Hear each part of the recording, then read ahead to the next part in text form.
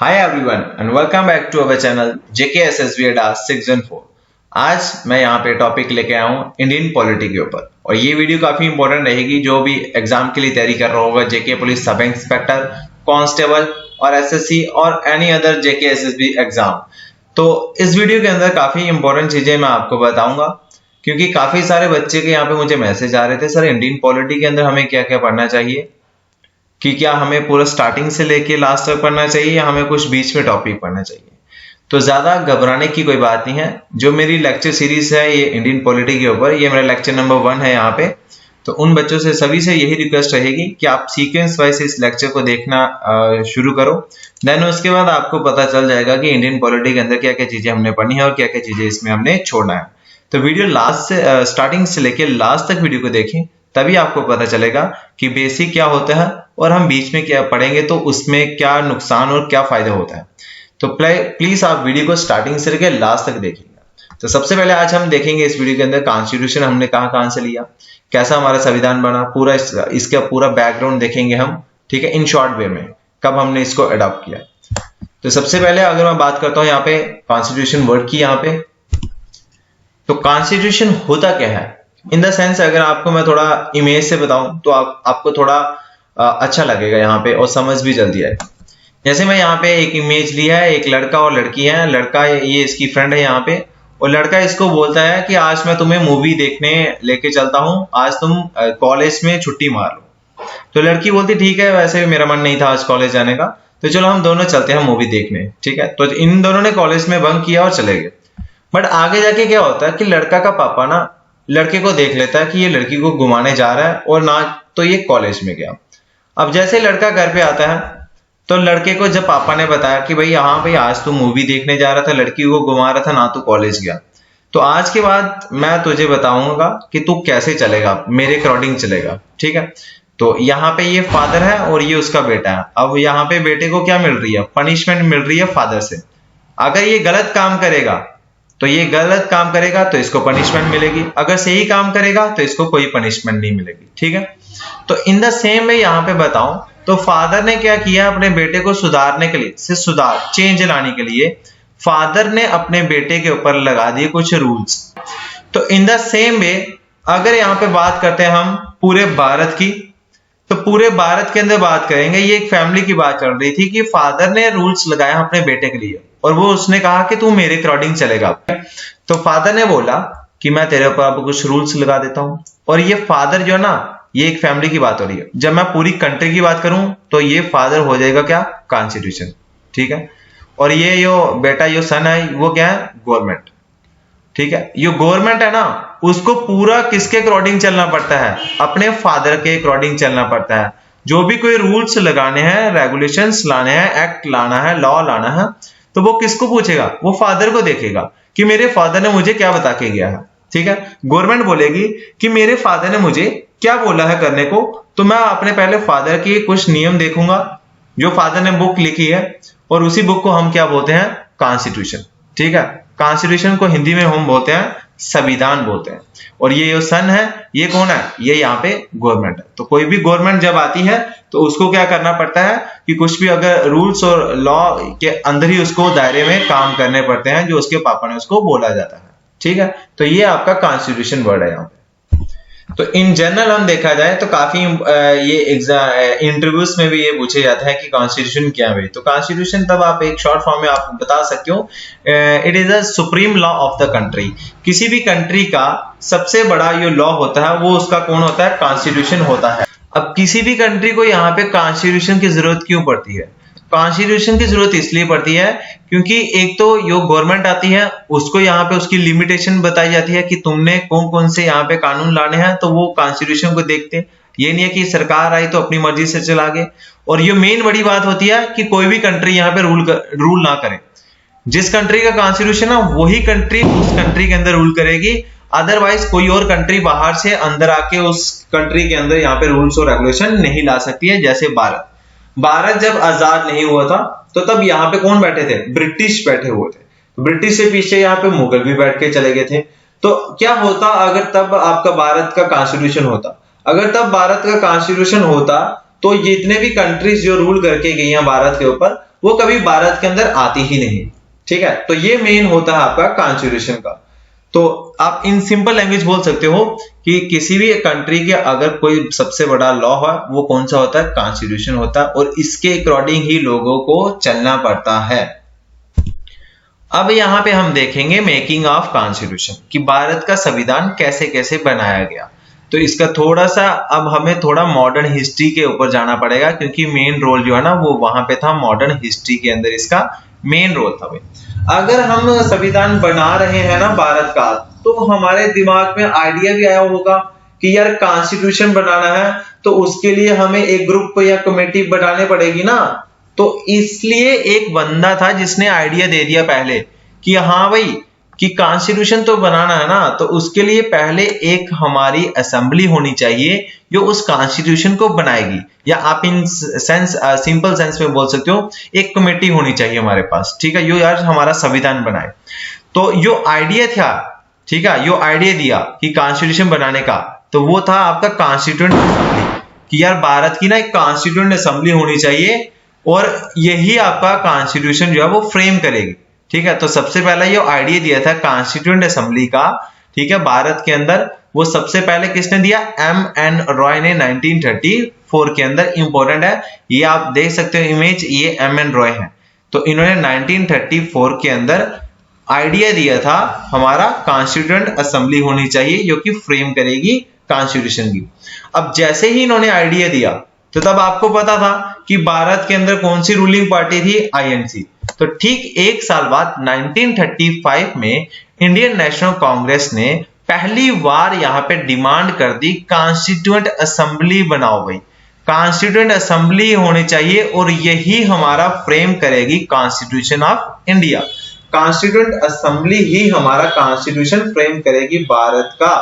तो ये डिमांड जो है ना ये कहां पे रखी गई, ये तो जो आईएनसी के पर्सन थे वहां पे रखी गई थी। ठीक है, बट ब्रिटिश तक कब पहुंचाई, जब आपके 1938 के अंदर पंडित जवाहरलाल नेहरू जो आईएनसी के प्रेसिडेंट थे, इन्होंने यहाँ पे डिमांड रखी ब्रिटिश के आगे कि कॉन्स्टिट्यूएंट असेंबली फॉर्म करो हमारी।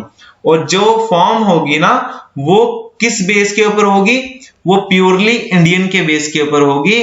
आउटसाइड कोई भी इंटरफेरेंस नहीं होगी उस असेंबली के अंदर, कॉन्स्टिट्यूएंट असेंबली के अंदर बाहर का पर्सन कोई भी नहीं आएगा। अगर सपोज करो कि जैसे भारत का एक संविधान बनने जा रहा है, तो मैं बोलूंगा कि भारत में संविधान बन रहा है, बट यहाँ पे भारत के लोग कम है और बाहर वाले ज्यादा है। तो बाहर वाले इन द सेंस मैं बोल सकता हूँ यहाँ पे कोई और कंट्री वाले, जैसे ब्रिटिश वाले थे। ठीक है, जैसे सपोज करें ब्रिटिश ही यहाँ पे रूल करके गया, यहाँ पे अगर ब्रिटिश है तो ब्रिटिश ही अगर यहाँ पे बनाए कॉन्स्टिट्यूशन भारत का यही लिखें, तो क्या पता ये ऐसा बुक के अंदर डाल दें कि भाई 200 साल तक तुम इंडिपेंडेंट रहोगे कंट्री, बट 200 साल बाद हम फिर आएंगे ब्रिटिश वाले भारत के अंदर, तो हम यहाँ पे रूल करेंगे भाई तुम्हारा।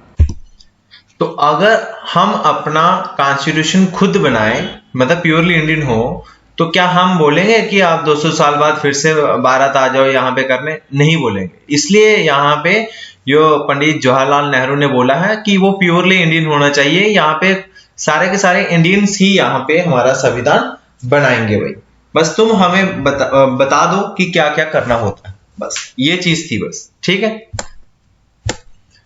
देन इसके बाद जब ये पूरा हो गया तो फाइनली यहाँ पे ब्रिटिश को गवर्नमेंट ने क्या किया, इनकी डिमांड जो एक्सेप्ट कर ली कि हम आपकी कॉन्स्टिट्यूएंट असेंबली बना देंगे जो कि आपका कॉन्स्टिट्यूशन बनाएगी। तो जब ये डिमांड एक्सेप्ट करी गई थी तब इंग्लैंड के प्राइम मिनिस्टर कौन थे, ये वेरी वेरी इंपॉर्टेंट क्वेश्चन था, ये बना हुआ था एग्जाम के अंदर। विंस्टन चर्चिल तब आपके प्राइम मिनिस्टर थे इंग्लैंड के। अब ये क्या हुआ यार, 1934 में आइडिया, 1935 के अंदर आईएनसी ने डिमांड की, और 1938 के अंदर ये बोल दिया गया कि प्योर इंडियन होना चाहिए, और 1940 के अंदर यहाँ पे डिमांड एक्सेप्ट भी होगी। मतलब 6 साल के अंदर यहाँ पे इन्होंने क्या कर दिया, सारा इतनी भारत की चीजें मान ली। ऐसे कैसा पॉसिबल हो गया यार, जो आप 1857 से कंटिन्यू रिवॉल्ट चला रहे थे कि भारत छोड़ो, ठीक है, वो यहाँ पे 1934 तक तो ऐसा चलता रहा। तो मतलब आप देख सकते हो यहाँ पे 100-150 साल का गैप है यहाँ पे, तब तक इन्होंने कोई हमारी बात मानी नहीं। बट अब इतनी जल्दी क्यों बात मान ली, तब आप देख सकते हो यहाँ पे कि ये वाला टाइम पीरियड है वर्ल्ड वॉर सेकंड का, वर्ल्ड वॉर सेकंड का टाइम पीरियड चल रहा था। तो तब क्या हो रहा था, तब यहाँ पे ब्रिटिश के ऊपर हैवी पड़ रहा था जापान, क्योंकि जापान ने तो पहले बर्मा इनसे कैप्चर कर लिया, ठीक है। देन इन्हें एशिया का साउथ ईस्ट पार्ट भी यहाँ पे इन्होंने क्या कर लिया, कैप्चर कर लिया। तो फिर वो भारत में जो ब्रिटिश थे, अब ये जंग चल रही थी भारत और सॉरी भारत की नहीं है, ब्रिटिश और जापान यहाँ पे चल रहे थे वर्ल्ड वॉर सेकंड, काफी सारे अलायंस हुआ था यहाँ पे कंट्रियों का। तो इसके बाद क्या होता है यहाँ पे 1942 के अंदर जब 19 अगस्त ऑफर आता है, तो देन इसके बाद यहाँ पे एक मिशन भेजा जाता है भारत के अंदर ठीक 2 साल बाद, ठीक 2 साल बाद यहाँ पे भारत के अंदर मिशन भेजा जाता है। और उस मिशन के यहाँ पे एक मेंबर थे सर स्टैफर्ड क्रिप्स, और इसी यहाँ पे मिशन को बोला जाता है क्रिप्स मिशन। तो क्रिप्स मिशन भारत के अंदर कब आया था, ये पूरा तुम्हारा मॉडर्न हिस्ट्री से चल रहा है तुम्हारा। क्रिप्स मिशन भारत के अंदर 1942 के अंदर आया था, और ये सर स्टैफर्ड क्रिप्स एक मेंबर थे कैबिनेट के, ये भारत के अंदर आता है, जो ब्रिटिश की तरफ से यहाँ पे ड्राफ्ट लेके आते हैं, ठीक है। जो यहाँ पे विंस्टन चर्चिल ने ये ड्राफ्ट भेजा था, ये उनको लेके आते हैं भारत के अंदर, और ये इस ड्राफ्ट के अंदर ये बताया था कि हम आपका जितना जल्दी हो सके वो कॉन्स्टिट्यूशन आपका फ्रेम करेंगे, ठीक है, जो कि आपकी इंडिपेंडेंट कॉन्स्टिट्यूशन होगा, इसमें कोई और कंट्री का यहाँ पे रोल नहीं होगा, बट आप बनाते चलो कॉन्स्टिट्यूशन अपना, बट ये जो अडॉप्ट जब आप करोगे ना, वो आफ्टर वर्ल्ड वार के बाद अडॉप्ट करवाएंगे। अब यहाँ पे एक कंडीशन रख दी गई मेन, कि after world war second world war के बाद ही क्यों, और तब तक जब तक आपका ये कॉन्स्टिट्यूशन नहीं बनता, तब तक जितना भी ये डिफेंस फोर्सेस है ना इंडिया की, वो हमारे हवाले होनी चाहिए। जितना भी डिफेंस सिस्टम है वो हमारे कंट्रोल में आएगा, बाकी तुम अपना कॉन्स्टिट्यूशन बनाते चलो। क्यों? क्योंकि जापान की एंट्री यहाँ पे ईस्टर्ली साइड से यहाँ पे भारत के अंदर होना संभव थी यहाँ पे, ठीक है, आप बोल सकते हो कि पॉसिबिलिटी थी। तो वो ब्रिटिश के लिए एक बहुत बड़ा खतरा था। तो उन्होंने क्या किया कि जितना भी ब्रिटिश सिस्टम जो डिफेंस सिस्टम है वो बोल रहे थे कि भारत जो है ना अपना डिफेंस सिस्टम हमारे कंट्रोल में रखेगा, बाकी सारे कानून तुम्हारे चलेंगे, बट डिफेंस सिस्टम हमारे कंट्रोल में। तो डिफेंस सिस्टम कंट्रोल के अंदर है, तो दैट मींस यहाँ पे भारत के लिए एक खतरा और था। वो क्या था कि भारत भी यहाँ पे वर्ल्ड वॉर सेकंड का हिस्सा बन जाता, ठीक है, अगर ये डिमांड एक्सेप्ट कर ली जाती। बट आईएनसी और मुस्लिम लीग ने ये ड्राफ्ट प्रपोजल रिजेक्ट कर दिया कि हम आपका वर्ल्ड वॉर सेकंड का हिस्सा नहीं बनेंगे, हमारा कॉन्स्टिट्यूशन बने ना या ना बने, हम तुम्हारी हेल्प नहीं करेंगे यहाँ पे वर्ल्ड वॉर सेकंड के अंदर। तो ये आपका क्रिप्स मिशन था भाई, बट क्रिप्स ये प्रपोजल था वो रिजेक्ट कर दिया आईएनसी और यहाँ पे मुस्लिम लीग ने। यहाँ पे जब इन्होंने क्रिप्स मिशन को यहाँ पे बॉयकॉट कर दिया, और उसके बाद यहाँ पे एक मिशन और आया, उसको भी बॉयकॉट कर दिया। देन फाइनली लास्ट में यहाँ पे इंग्लैंड के अंदर इलेक्शन होते हैं, और विंस्टन चर्चिल को यहाँ पे छोड़ के एक न्यू प्राइम मिनिस्टर बनते हैं, जिनका नाम है लॉर्ड एटली, लॉर्ड क्लेमेंट एटली इनका नाम है। और ये 24 मार्च 1946 को यहाँ पे न्यू प्लान भेजते हैं भारत के अंदर, जिसका नाम है कैबिनेट मिशन प्लान। तो ये कैबिनेट मिशन प्लान जो है ये काफी इंपॉर्टेंट रहा भारत के लिए। ये इंपॉर्टेंट क्यों रहा भारत के लिए? क्योंकि कैबिनेट मिशन प्लान 1946 से ही हमारा संविधान को यहाँ पे राइट मिला कि हम इंडिपेंडेंट यहाँ पे कॉन्स्टिट्यूशन बनाएंगे अपनी कंट्री का। और लॉर्ड क्लेमेंट एटली को यहाँ पे प्रेशर भी था, जो अदर कंट्रीज के थे लोग वो भी यहाँ पे अपॉइंट कर रहे थे कि तुम लोग यार भारत के ऊपर इतने साल से कब्जा किया हो, अब तो उसको अपनी आजादी के लिए यहाँ पे हक है, क्योंकि वो काफी सारे यहाँ पे लड़ाइयां लड़ रहा था, ठीक है, और वो बेचारा उसको भी अपना हक और राइट दे दो, इसलिए यहाँ पे प्रेशर की वजह से, ठीक है। और लॉर्ड एटली काफी अच्छे पर्सन थे, इन्होंने यहाँ पे भारत के अंदर फाइनली भेज दिया कैबिनेट मिशन प्लान। और इस मिशन प्लान के अंदर तुम्हारे 3 मेंबर भेजे गए भारत के अंदर। एक तो वही भेजा जो क्रिप्स मिशन का हेड था, सर स्टैफर्ड क्रिप्स यहाँ पे भेजा। देन सेकंड पर्सन थे लॉर्ड पैथिक लॉरेंस, ये हेड थे इस कैबिनेट मिशन प्लान के। एंड थर्ड पर्सन था एबी अलेक्जेंडर। ये 3 पर्सन भारत के अंदर आए थे जिन्होंने यहाँ पे कैबिनेट मिशन प्लान लेके आए थे। और इसका यहाँ पे लॉर्ड एटली का जो मेन ऑब्जेक्टिव क्या था, ये यहाँ पे कैबिनेट मिशन प्लान भेजा तो मेन ऑब्जेक्टिव था कि भारत को जितना जल्दी हो सके उसका इंडिपेंडेंस कर दो या तो उसको आजाद कर दो, ठीक है, और जितनी जल्दी हो सके उसका कॉन्स्टिट्यूएंट असेंबली भी बना दो। ये डिमांड यहाँ पे 1938 के अंदर यहाँ पे बोला गया था पंडित जवाहरलाल नेहरू ने। तो फाइनली यहाँ पे भारत को कुछ यहाँ पे पॉजिटिव पॉइंट्स यहाँ पे दिखना शुरू हुए थे। तो कैबिनेट मिशन प्लान से यहाँ पे आप बोल सकते हो इसी से हमारा कॉन्स्टिट्यूशन बना है, और कॉन्स्टिट्यूएंट असेंबली जो बनाई गई है वो कैबिनेट मिशन प्लान से बनाई गई है यहाँ पे। देन यहाँ पे आप बोल सकते हो यहाँ पे कि जो हमारा मॉडर्न जो कॉन्स्टिट्यूशन है, प्रेजेंट कॉन्स्टिट्यूशन है, उसको किसने फ्रेम किया है? It is framed bye constituent assembly. Constituent assembly ने फ्रेम किया है, बट कौन से सेटअप, कौन से प्लान से ये सेटअप हुआ था? ठीक है, वह setup under cabinet mission plan 16 मई 1946 को। तो ये डेट्स जो है ना, ये डेट्स बड़ी इंपॉर्टेंट है। तो ये डेट्स आपको ऐसे पूछ सकता है, ये आपका सीधे पेपर होगा कांस्टेबल का, जेके पुलिस का या अदर एग्जाम होगा, उसमें ये पूछा जाएगा कैबिनेट मिशन प्लान ये भारत के अंदर कब आया था? दैट इज 1946 को आया था, बट ये डेट भी याद रखना आज 16 मई 1946 को। और हमारा जो कॉन्स्टिट्यूशन है उसको फ्रेम किसने किया है, मतलब बनाया किसने है? कॉन्स्टिट्यूएंट असेंबली ने बनाया। अब धीरे धीरे देखते हैं आगे कि ये कॉन्स्टिट्यूएंट असेंबली है क्या यहाँ पे। अब आता है यहाँ पे बारी कंपोजिशन कॉन्स्टिट्यूएंट असेंबली की। कॉन्स्टिट्यूएंट असेंबली की जो कंपोजिशन है, कंपोजिशन के मतलब कितना खर्चा आया, कब बना, कौन कौन सी कमेटीज थी, कब यहाँ पे अडॉप्ट हुआ, कब फर्स्ट मीटिंग हुई, कौन सा प्रेसिडेंट बनाया गया, ये सारा इसका कंपोजिशन है। कहाँ कहाँ कौन कौन सी कंट्री से हमने कुछ उठाया हुआ है यहाँ पे। तो ये सारा कंपोजिशन है हमारा कॉन्स्टिट्यूएंट असेंबली का। तो कॉन्स्टिट्यूएंट असेंबली का सबसे पहले देखा जाए तो कहाँ से उठाई थी यहाँ पे, ये आपका नवंबर 1946 को यहाँ पे constituent assembly was constituted on November 1946 under the scheme कौन सी? कैबिनेट मिशन प्लान स्कीम से ये कॉन्स्टिट्यूट हुई थी कॉन्स्टिट्यूएंट असेंबली। आप शॉर्ट फॉर्म में आप इसको CAB आप बोल सकते हैं। देन इसके बाद अगर बात करें कि ओरिजिनली कॉन्स्टिट्यूएंट असेंबली के जो मेंबर थे वो थे 389 मेंबर्स थे यहाँ पे टोटल। जब यहाँ पे कॉन्स्टिट्यूएंट असेंबली बनाई गई तो 389 मेंबर्स इसके थे, बट आउट ऑफ विच जो 296 मेंबर्स जो इलेक्टेड हुए हैं, ठीक है, और वाइल 93 मेंबर्स ये नॉमिनेट हुई हैं। और ये 93 मेंबर्स कौन से थे? जो प्रिंसली स्टेट्स थी यहाँ पे, ठीक है, जो राजा द्वारा यहाँ पे रूल कर रहे थे वो उसको हम बोलते हैं प्रिंसली स्टेट, हम उसको बोलते हैं। तो इस लाइन से आपको ये भी पता चल रहा होगा कि कॉन्स्टिट्यूएंट जो असेंबली के जो मेंबर थे वो कुछ इलेक्टेड थे और कुछ यहाँ पे नॉमिनेटेड थे। और यही लाइन्स आई थिंक मैंने आगे लिखा होगा कि constituent assembly was a partially elected and partially nominated body, ठीक है, कुछ इसके अंदर इलेक्टेड होके आए थे, ठीक है, और कुछ यहाँ पे नॉमिनेटेड होके आए थे।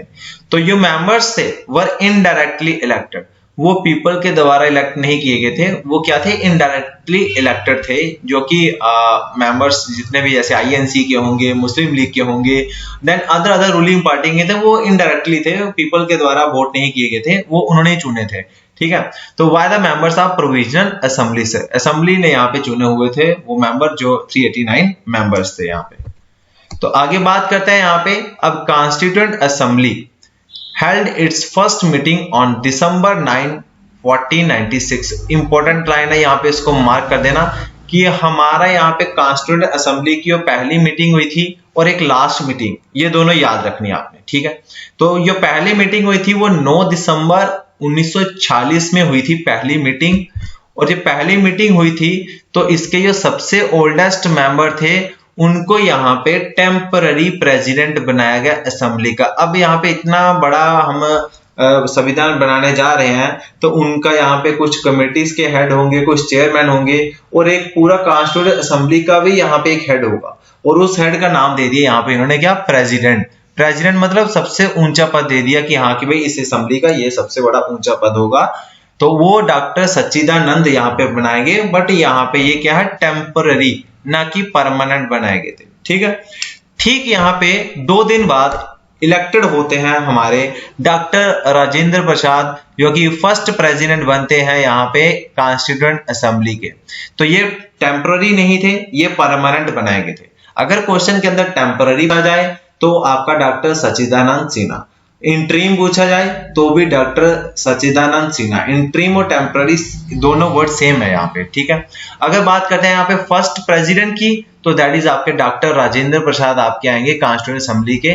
दैट इज 11 दिसंबर 1946 को ये हुआ था भाई। अब जैसे हमने प्रेसिडेंट बनाए, तो प्रेसिडेंट से एक नीचे पोस्ट कौन सी आती है, वाइस प्रेसिडेंट। तो वाइस प्रेसिडेंट भी तो बनाए गए होंगे ना यहाँ पे। इन केस यहाँ पे प्रेसिडेंट गलत हो गया तो फिर उसकी जगह यहाँ पे वाइस प्रेसिडेंट ही तो आएगा जो डिसीजन लेगा नेक्स्ट। तो इन्होंने क्या किया, similarly both H.C. Mukherjee and VT Krishna, यहाँ पे क्या था, Krishnamachari was elected as the vice president of the assembly। जो असेंबली के वाइस प्रेसिडेंट बनाए वो यहाँ पे वाइस प्रेसिडेंट बनाए गए। ठीक है, तो असेंबली हैड 2 वाइस प्रेसिडेंट और एक इसका प्रेसिडेंट था यहाँ पे। नेक्स्ट बात करते हैं यहाँ पे ठीक 2 दिन बाद। ठीक है, पहले 9 दिसंबर को पहली मीटिंग हुई तो इंटरिम प्रेसिडेंट। देन आपका यहाँ पे 11 दिसंबर को यहाँ पे फर्स्ट प्रेसिडेंट बनाए गए और यहाँ पे 2 वाइस प्रेसिडेंट बनाए गए यहाँ पे। फिर 13 दिसंबर को 1946 में यहाँ पे एक चीज और यहाँ पे पंडित जवाहरलाल नेहरू ने ऐड करना चाहिए कॉन्स्टिट्यूएंट असेंबली के अंदर, that is objective resolution. Very very important it is. ठीक है, ऑब्जेक्टिव रेजोल्यूशन। और यो आज का यो जिसको ऑब्जेक्टिव रेजोल्यूशन है ना, तो आज आप बोलते हो ना, ये प्रियम्बल जो है, जो इंट्रोडक्टरी पार्ट है कॉन्स्टिट्यूशन का, तो वो पूरा का पूरा बेस है किसके ऊपर, ऑब्जेक्टिव रेजोल्यूशन के ऊपर ही बेस है। तो 13 दिसंबर 1946 को यहाँ पे इन्होंने यहाँ पे एक हिस्टोरिक ऑब्जेक्टिव रेजोल्यूशन रखना चाहा असेंबली के अंदर। ठीक है, अब इन्होंने तो अपनी यहाँ पे फरमाइश रख दी, भाई ये होना चाहिए। जब फरमाइश रख दी यहाँ पे, तो इन्होंने बोला कि फिर यहाँ पे एक्सेप्ट भी हो गया। यहाँ पे फाइनली यहाँ पे ये यहाँ पे थोड़ा फास्ट वे में बढ़ा रहा हूँ। तो फाइनली ये अडॉप्टेड हमने कर लिया कॉन्स्टिट्यूएंट असेंबली में 22 जैन 1947 को। तो ये इंपॉर्टेंट है। यहाँ पे डिमांड कब रखी गई थी, 13 दिसंबर 1946, और यहाँ पे ये अडॉप्ट कब कर लिया हमने, 22 जैन 1947 को हमने ये अडॉप्टेड भी हमने कर लिया था। और जो आज प्रियम्बल है इंडियन कॉन्स्टिट्यूशन का, वो पूरा का पूरा बेस है किसके ऊपर, ऑब्जेक्टिव रेजोल्यूशन के ऊपर बेस है। ठीक है, और ये ड्राफ्ट और ये से किसने बोला था, ये पंडित जवाहरलाल नेहरू ने बोला था। और फाइनली ये हमने अपने कॉन्स्टिट्यूएंट असेंबली के अंदर ये अडॉप्ट भी कर लिया था 22 जैन 1947 को। देन यहाँ पे अगर वाइस प्रेसिडेंट और यहाँ पे प्रेसिडेंट बनाए गए थे, तो वहां पे दूसरी जगह B N Rao was appointed as the constitutional adviser. इसके बाद जो नेक्स्ट मेन पॉइंट आता है आपका कॉन्स्टिट्यूशन का, दैट इज ऑन 26 जुलाई 1947 को एक सेपरेट कॉन्स्टिट्यूएंट असेंबली बनाएगी Pakistan for Pakistan was created. ठीक है, पाकिस्तान के लिए यहाँ पे एक सेपरेट कॉन्स्टिट्यूएंट असेंबली बनाई क्योंकि उनका भी यहाँ पे संविधान बनाना था। अगस्त 1947 constituent assembly appointed drafting committee under the chairmanship of doctor B.R. Ambedkar. अगर एग्जैक्ट डेट की बात करते हैं ड्राफ्टिंग कमेटी की, तो वो आती है 29 अगस्त को। 29 अगस्त 1947 को यहाँ पे ड्राफ्टिंग कमेटी बिठाई गई थी यहाँ पे, और इसके जो चेयरमैन थे वो थे डॉक्टर B.R. अम्बेडकर। अब यहाँ पे इतना बड़ा संविधान लिखना है, ठीक है, ड्राफ्ट का मतलब लिखना काम, कि अब लिखने में काम शुरू कर दिए इन्होंने। तो ये लिखने वाला काम जो है वो उसके जो चेयरमैन बना दिए गए यहाँ पे डॉक्टर B.R. अम्बेडकर, और ड्राफ्टिंग कमेटी के यहाँ पे 7 मेंबर्स और भी थे यहाँ पे, including doctor B.R. Ambedkar. Doctor B.R. Ambedkar is recorded as father of Indian constitution. जो फादर ऑफ इंडियन कॉन्स्टिट्यूशन है वो हम बोलते हैं डॉक्टर B.R. अम्बेडकर को। क्यों बोलते हैं फादर ऑफ इंडियन कॉन्स्टिट्यूशन? क्योंकि इन्होंने ही हमारा ये संविधान जो है ना वो इन्होंने लिखा हुआ है, इसलिए हम फादर ऑफ इंडियन कॉन्स्टिट्यूशन बोलते हैं B.R. अम्बेडकर को। जो ड्राफ्टिंग कमेटी, अब इसने पूरा टाइम कितना लिया था कि ये लिखने वाला काम है, सिर्फ लिखने वाला काम, पूरा नहीं कि फ्रेम नहीं, सिर्फ लिखने वाला काम कब खत्म हुआ था?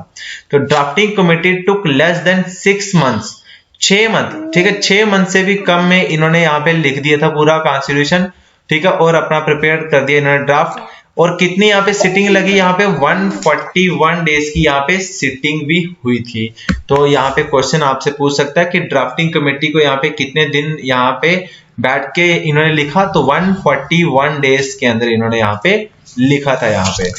तो अब आगे बात करते हैं यहाँ पे कि जो अदर मेंबर्स हैं ड्राफ्टिंग कमेटी के, तो एक सेकंड यहाँ पे, हाँ, तो ये अदर मेंबर्स है ये आपके लिए इंपॉर्टेंट रहने हैं, ठीक है। इनके नाम केवल सीधे पूछ लेता है, which one of the following is the member of drafting committee, और 4 ऑप्शन में से 3 ऑप्शन यहाँ पे होंगे, ठीक है, और एक नहीं होगा। तो यो आपसे पूछेगा कि नहीं होगा तो वो आपने टिक करना है।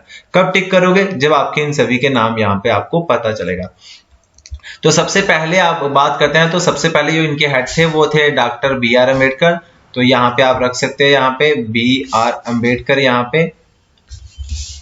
देन इसके बाद यहाँ पे नेक्स्ट आते हैं N गोपाला स्वामी अयंगर, ये भी काफी इंपॉर्टेंट है यहाँ पे। अलादी कृष्णा स्वामी अय्यर, ये भी आपके सेकंड पर्सन रहे थे आपके ड्राफ्टिंग कमेटी के। डॉक्टर KM मुंशी, ये भी यहाँ पे मेंबर हैं। सैयद मोहम्मद सदुल्ला, M माधवा राव, एक ये और एक ये दोनों आपके इंपॉर्टेंट है। क्यों? क्योंकि यहाँ पे देखना इन दोनों ने यहाँ पर रिप्लेस किया है किसी 2 पर्सन को। N माधवा राव ने रिप्लेस किया, he replaced BL Mitter who resign due to ill health. BL Mitter थे, वो भी यहाँ पे ड्राफ्टिंग कमेटी के मेंबर थे, बट उन्होंने रिजाइन कर दिया क्योंकि उनकी हेल्थ इशू से उन्होंने यहाँ पे रिजाइन कर दिया, तो उनको यहाँ पे रिप्लेस किया N माधवा राव ने। देन आपका TT Krishnamachari, he replaced DP Khetan who died in 1948, ठीक है। अब इसने क्या किया, TT माचार्य ने यहाँ पे क्या किया, इन्होंने रिप्लेस किया DP खेतान को, जो कि जिनकी डेथ हो गई थी 1948 के अंदर। तो ये 2 पर्सन आपके लिए काफी इंपॉर्टेंट रहेंगे, इनमें से पेपर में पूछा जाता है सवाल। आगे देख लेते हैं हम। जो फर्स्ट रीडिंग हुई थी यहाँ पे कॉन्स्टिट्यूएंट असेंबली की, जो आपके कॉन्स्टिट्यूएंट असेंबली की नहीं, यहाँ पे क्या बोलते हैं इसको, ड्राफ्टिंग कमेटी की जो फर्स्ट रीडिंग हुई है, जब लिख दिया गया तो उसको रीड भी करना था। तो पहली रीडिंग हुई यहाँ पे 4 नवंबर 1948 को। सेकेंड रीडिंग इसकी हुई बैक टू बैक 15 नवंबर 1948 को। थर्ड रीडिंग में थोड़ा टाइम लगा था, तीसरी बार जब इसको रीड किया गया तो नवंबर 1949 को इसको थर्ड रीडिंग लगी हुई, ठीक है। तो यहाँ पे आगे देखा जाए तो फाइनली जब रीडिंग खत्म हुई तो draft constitution was declared as passed on 26 नवंबर 1949। 26 नवंबर 1949 को ये ड्राफ्ट या वो पास हो गया, और इसके ऊपर जितने भी मेंबर्स थे उन्होंने सिग्नेचर कर दिए, और प्रेसिडेंट के भी यहाँ पे सिग्नेचर हो गया। और प्रेसिडेंट कौन थे यहाँ पे कॉन्स्टिट्यूएंट असेंबली के, डॉक्टर राजेंद्र प्रसाद, उन्होंने भी अपने यहाँ पे साइन कर दिए। तो ये फाइनली पास हो गया 26 नवंबर 1949 को पास हो गया हमारा कॉन्स्टिट्यूएंट असेंबली के जो कॉन्स्टिट्यूशन था। तो कॉन्स्टिट्यूशन अगर बोले अडॉप्ट कब हुआ था, तो 26 नवंबर 1949 को हमारा कॉन्स्टिट्यूशन अडॉप्ट हो गया था, क्योंकि इसी दिन यहाँ पे सारे मेंबर्स और प्रेसिडेंट ने साइन कर दिए थे इसके ऊपर। Constitution assembly had 11 session. जो कॉन्स्टिट्यूएंट असेंबली दिए थे उनमें टोटल सेशन कितने हुए, 11 सेशन हुए थे। ये इंपॉर्टेंट है आपके लिए, ये पूछ सकते हैं।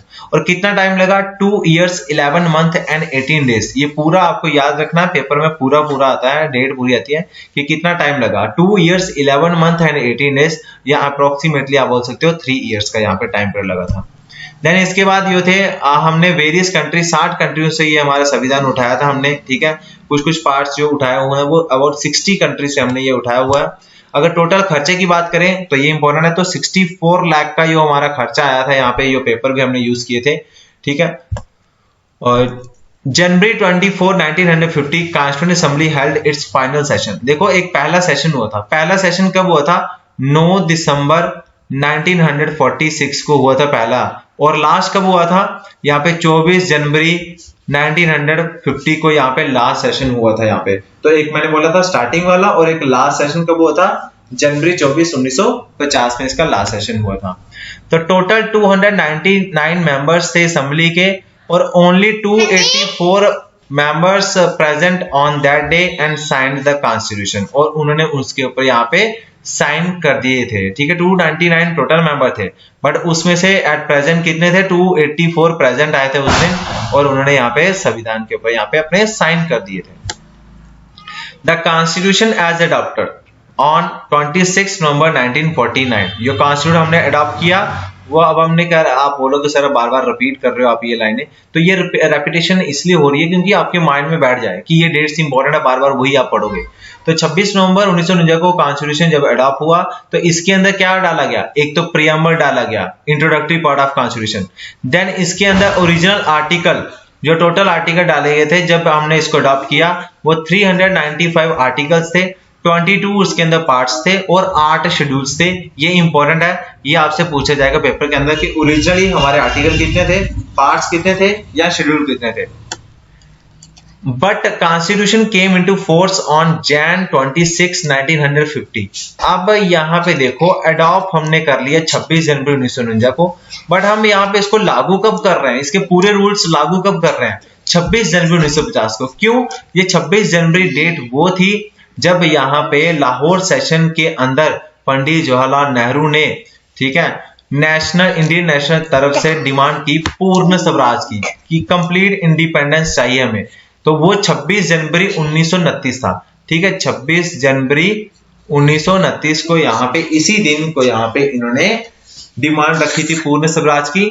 तो इसलिए हमने कॉन्स्टिट्यूशन लागू किया पूरा, वो 26 जनवरी किया, 2 मंथ का डिले हमने इसलिए किया था।